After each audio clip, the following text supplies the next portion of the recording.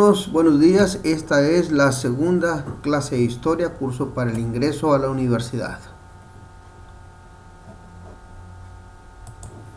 En base a lo que explicamos la clase de ayer y cultura general que tú poseas, vamos a resolver esta pregunta de historia de tu hoja de ejercicios. Vamos a identificar cada personaje. Puedes pausar este video para revisarlo después. Pausamos y contestamos.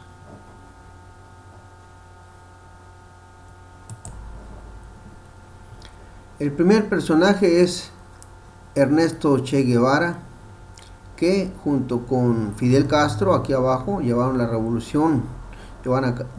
cabo la revolución cubana para derrocar la dictadura de Fulgencio Batista y establecer el comunismo en Cuba.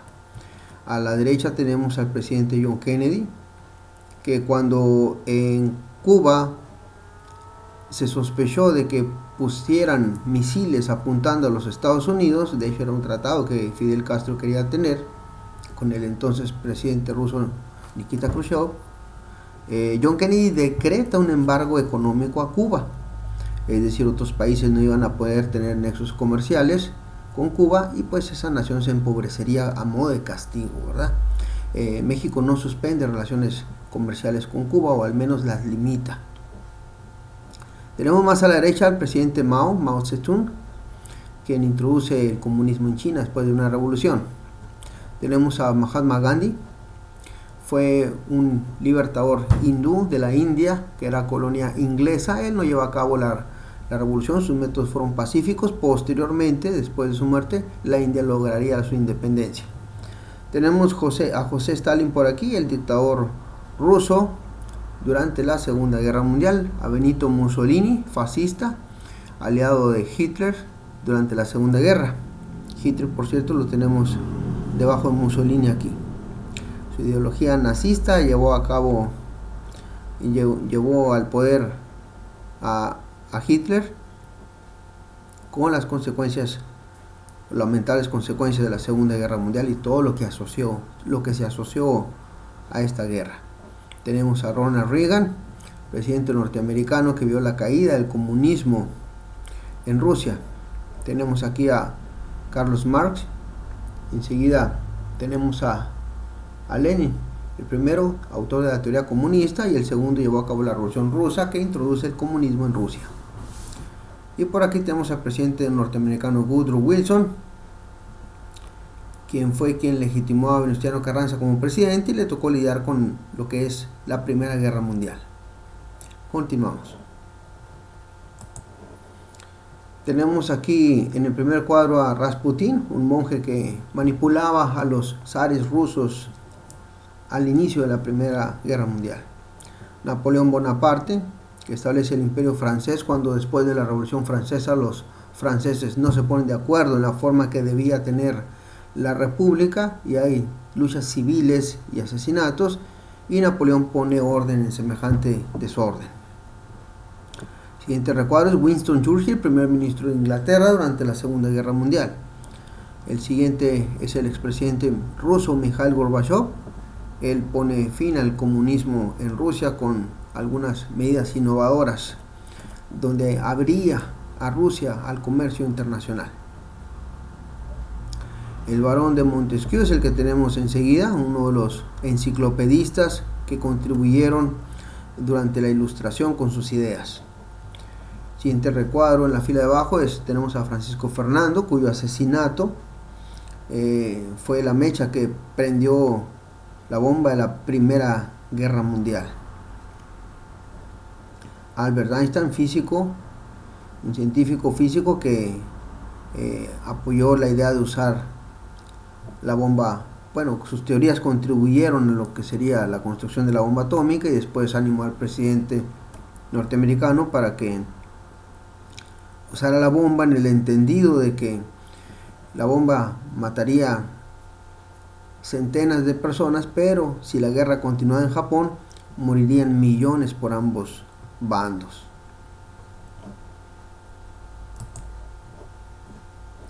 Los últimos dos personajes son Augusto Pinochet, que fue derrocado en Chile después de la dictadura militar que había impuesto, y Yasser Arafat, líder terrorista de la Organización para la Liberación de Palestina, ya fallecido.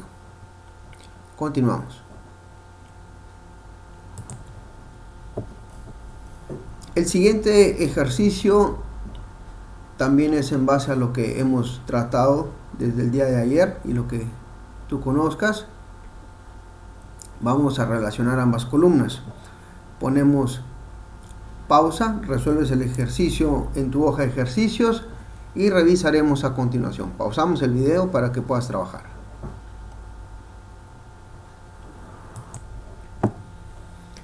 Empezamos, alumnos, vamos a calificar lo que tienes en tus respuestas. Dice el primer paréntesis: época en que se dan los grandes descubrimientos geográficos. Solamente con leer esto entendemos que se refiere al Renacimiento.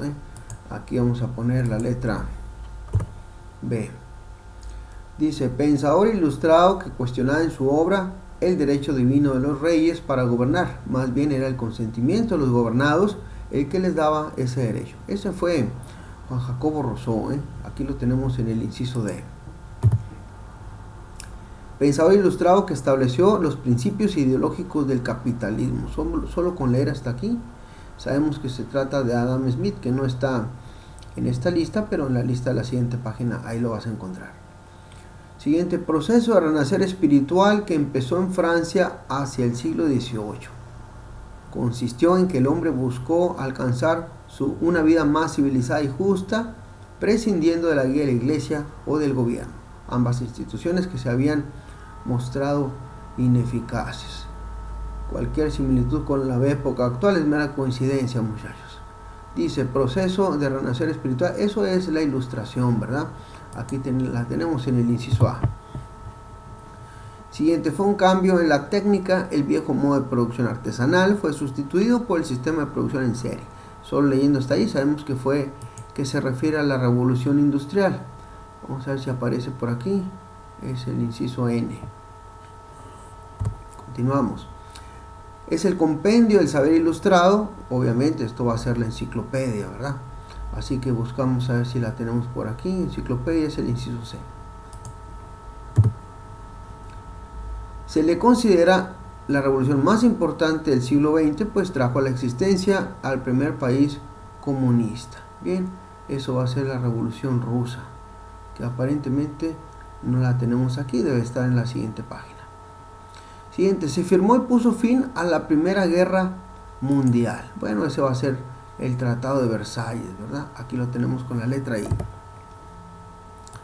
Se firmó y marcó la retirada de Rusia de la Primera Guerra Mundial. Ese fue el Tratado de Brest-Litovsk. Son las guerras que libraron los europeos para expulsar a los árabes musulmanes que habían invadido las tierras cristianas europeas. Esas guerras fueron las cruzadas, ¿verdad? Vamos a ver si las tenemos por aquí. Es el inciso F. Es el evento más emblemático de la Revolución Francesa. Representa la toma del poder del pueblo de Francia y la caída del absolutismo monárquico. Bueno, este evento es la toma de la Bastilla. Lo tenemos con el inciso E. Obra por la cual su autor es considerado el autor intelectual de la Revolución Francesa. Grandes palabras, ¿verdad? Bueno, para lo que puede ocasionar un solo libro, muchachos. Hay libros que han marcado épocas, cambiado el pensamiento de miles de personas, ¿verdad? Y han iniciado movimientos, ¿no? El poder de las ideas. Bueno, la obra fue El Contrato Social. Vamos a ver si la tenemos por aquí. Parece que no está, así es el G. Su publicación marca el fin de la Edad Media y el principio del Renacimiento. Claro, una época no comienza, vamos a decir, un día, ¿verdad?, de un mes, para que tengamos un aniversario para celebrar cada año, ¿no? Los movimientos históricos son épocas que se traslapan muchas veces, ¿no? No es precisamente que se publique y ya empieza el Renacimiento, ¿no? Sino más bien la ubicamos en el inicio o justo inicio del Renacimiento, y que contenía las ideas propias de esta gran época. Entonces, esta es la Divina Comedia. Vamos a ver si la tenemos. Es el inciso H. Ideología racista que proclamaba la supremacía de la raza aria y su derecho a gobernar el mundo por 1000 años. Además enseñaba la inferioridad consecuente de las demás razas y justificaba su esterilización. ¡Qué disparate! Bueno, es el nazismo. Vamos a ver si lo tenemos aquí. Y si no está, está en la siguiente página. Ahí es el K. Pausamos para avanzar. No, ¿verdad? No hay otra página. Entonces vamos a buscar aquí. Pensador ilustrado que estableció los principios. Ese fue Adam Smith. Vamos a, aquí está, es el M. Acá lo tenemos. Y nos faltó, se le considera la revolución más importante. Vamos a buscar la revolución rusa, bolchevique o roja. Muy bien, es el inciso L. ¿Dónde está? Aquí está. Muy bien. Y ahí queda esto terminado. Ahora sí continuamos. Muy bien, procedemos a hacer este ejercicio. Solo vas a ordenar cronológicamente los siguientes eventos relacionados con la Revolución Francesa. Puedes deducirlos, puedes hacer eliminar algunas cronologías o líneas, ¿verdad?, de posibilidades. Al primero, lo que esté antes, le ponemos el número 1 y a lo que fue a lo último, el último número. Adelante. Pasamos a revisar, así debió quedar tu cronología, ¿eh? Para empezar, los estados generales se divide al que el pueblo íntegro de Francia se unifica para ver cómo podían salir al paso frente a los problemas administrativos, de gobierno, la recesión económica, las consecuencias de una severa sequía que habían atravesado, el hambre, la falta de trabajo, etc. Todos los problemas, ¿no? Los estados generales eran el primer estado, que era la nobleza; el segundo estado, que era el clero; y el tercer estado era el pueblo de Francia, ¿sí? Es decir, juntos se tenían pues sus representantes y fueron a Asamblea Nacional para discutir qué podían hacer para solucionar el problema. El tercer estado, el pueblo de Francia, proponía disminuir impuestos, que la iglesia no levantara el diezmo en ese año, por ejemplo, cosas que lesionaban los intereses de lo que era el primer estado, ¿no? La nobleza. La nobleza abandona las negociaciones, el pueblo se enfurece y con la gente, pues con azadones, palos, piedras, cuchillos, lo que sea, agarran rumbo a la Bastilla, un gran edificio que se usaba como gran bodega para sustentos, que se utilizaba en esa época como cárcel para las personas que tenían ideas contrarias, que cuestionaban pues al rey. Ahí eran puestos en confinamiento. En la Bastilla también había cañones apuntando a los barrios de los obreros franceses. Cuando el pueblo toma la Bastilla, es simbólico de que el pueblo le había quitado el poder al rey. Después de esos eventos, el pueblo de Francia, sus intelectuales, se juntan en lo que es la convención para determinar qué forma de gobierno iban a tener. Así se llama, ¿no? Cuando se erradica un gobierno y se ponen de acuerdo para ver cuál va a ser el gobierno que van a tener ahora, a eso se le llama convención. Una comparación es la convención que tuvimos en Aguascalientes durante la Revolución Mexicana, para que las facciones se pacificaran a cambio de poner un presidente y continuar la vida, ¿verdad? Se necesita la paz para continuar, que la vida siga. En México ese gobierno pues fracasó, ¿verdad? Aquí no tuvo tampoco mucho éxito.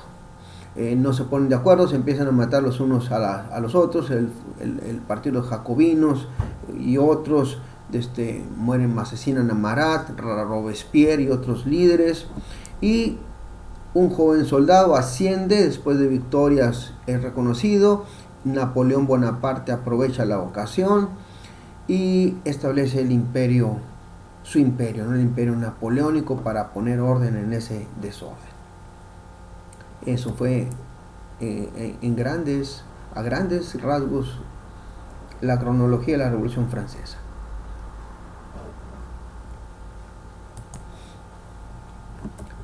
Es todo por hoy. Esa fue la solución de los ejercicios, y el día de mañana empezamos con Historia de México.